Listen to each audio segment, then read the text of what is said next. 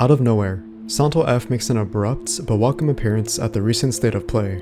In this short 3-minute trailer, we get lots of new details and footage on the story, gameplay, and most importantly, the official release date. We will analyze and go in depth into the release trailer to see what new information we can gather, and speculate what potentially could be in store when it comes to the relationship with Henako and her friends, the emphasis on melee combat, and the inspiration that is pulled from Japanese folklore, before the imminent release that will launch later this year in September. At the beginning of the trailer, we once again see the main protagonist, Henako. Henako walks in the neighborhood of her hometown, Ibisugaoka. She is called by her friend, Sakuko, asking her where she is off to, as she doesn't often get visitors around her neighborhood. Henako mentions how she feels lonely and wants to talk to someone. Before she walks away, Henako hears a faint voice comment that she's a traitor, presumably from Sakuko, as she walks away from the window with a sly smirk on her face as she laughs behind her back. What's interesting about this interaction between Henako and Sakuko is how this correlates to the relationship she has with her friends that appears fake or estranged. It's implied from her friends that Henako did something that made her friends resent and despise her. In the previous trailer, it expresses the theme of betrayal. Hinako's friends make the following comments, stating that friends don't last forever, they will betray you eventually, and just as they say, you betrayed them. This alludes to the idea that Henako did something that resulted in her relationship with her friends becoming strained. Either she did something to cause tensions to rise amongst her friends, or one of her friends did something to her, causing Henako to retaliate for their betrayal. It's hard to have a definitive answer as to who exactly is in the wrong that caused the relationship between the friends to become fractured, and what caused this bad blood between them. Something of interest to note is the official Santo F website describing Hinako's character biography, stating, "A teenage girl struggling under the pressure of expectations from her friends, family, and society. Cheerful and energetic as a child, she's grown to become much more restrained and now hardly smiles." With this context in mind, this could be closely associated with the strained relationship that she succumbed to with her friends. Afterward, we get another shot of the linear labyrinth-like alleyways of Ibisugaoka and the Fog Worlds. Scriptwriter Ryukishi07 mentions that the location was important for its maze-like alleyways and architecture. This not only ties to the direct inspiration behind the hometown, Kanayama-giro, for its historical accuracy, but also ties directly to the gameplay. Specifically the emphasis on combat that forces the player to be resourceful and manage in tight linear environments. This pays direct inspiration to the general gameplay philosophy that is typically seen in the previous Silent Hill games, making the player feel vulnerable and unable to breathe during stressful situations. We then get another frame of an interior inside one of the residents' houses, showing the red flowers. It was previously established that the red flowers have an underlying importance to the overall theme of fighting beauty and terror, which is addressed to the contrast the designs, music, and story in which the protagonist is faced with making a beautiful yet terrifying decision. Producer Motoi Okamoto stated that this ideology stemmed from an idea in Japanese horror that when something becomes too immensely beautiful and perfect, it instead becomes deeply unsettling. The red spider lilies, known officially as Lycoris radiata, are commonly associated in Japanese or Chinese culture, strongly associated with the belief that these spirits undergo the cycle of the afterlife, reincarnation, and the passage of death. The Japanese term for the red flower lily, higanbana, can be traced back to historic times in Japanese culture, during the Oigan, a tradition celebrated just before the autumn equinox, believed to guide the spirits of the departed to their next life, a time when families visit the graves of their ancestors, further solidifying their connection to the dead. Furthermore, during Ohigan, once the red spider lilies are ready to bloom, they are commonly believed to be located and sited in graveyards, but they are not found around tombstones because they're left as memorials.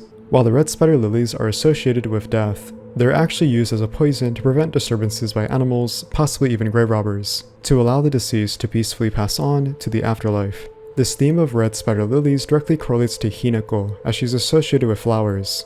It can be speculated that Henako, to some capacity, is a spirit that is trying to pass on from her death to enter the afterlife. This is supported by the comment her friend made, stating, "Henako is dead, okay?" The journey Henako embarks on is likely her trying to escape the other world, but because Silent Hill's supernatural and spiritual power manifests in the person's nightmarish delusions from their subconscious, it's possible Henako is forced to make amends for her wrongdoings by having to undergo pain and suffering. Learning she eventually has to make the option that is a beautiful yet terrifying decision, implying the decision she makes determines the ending of the story. Henako is then seen with her friend group, with one of her friends commenting on where the people in the town have disappeared to, and why there are monsters everywhere. This then sees Henako and her friends running away from the violent fog. This shows that Henako and her friends are trapped in the fog world, a physical plane of existence that borders reality and unreality derived from those who are sent to Silent Hill, which manifest their subconscious thoughts. This derives their guilt, fears, and trauma, associating these traits to pertain to the person in question through projecting their nightmarish delusions. In this context, Hinako's subconscious derives the aforementioned red flower lilies, possibly projecting her desire to escape from death to be reborn, either literally or figuratively speaking, into a reincarnated person, given the implications that she committed a sin, sparking resentment and a strained relationship in her friend group. Hinako's actions could also be seen as toxic, considering the red spider lilies are seen as poisonous. Metaphorically speaking, sees Henako as a toxic friend who poisons those she's close to.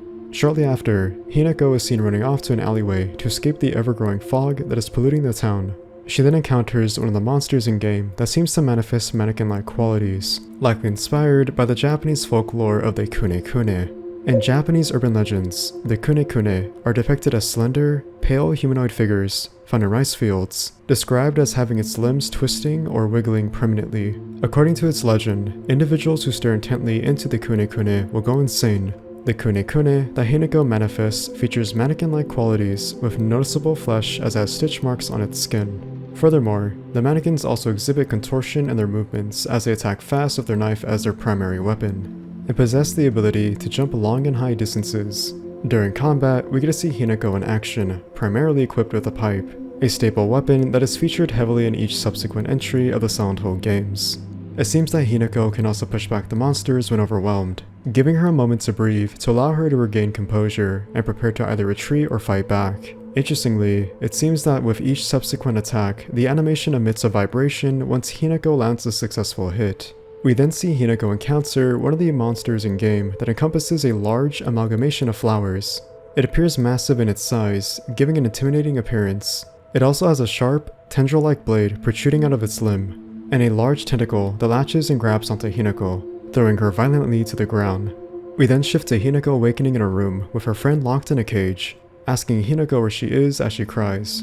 We then get another shift to Henako, finding herself in a rice field covered in thick fog.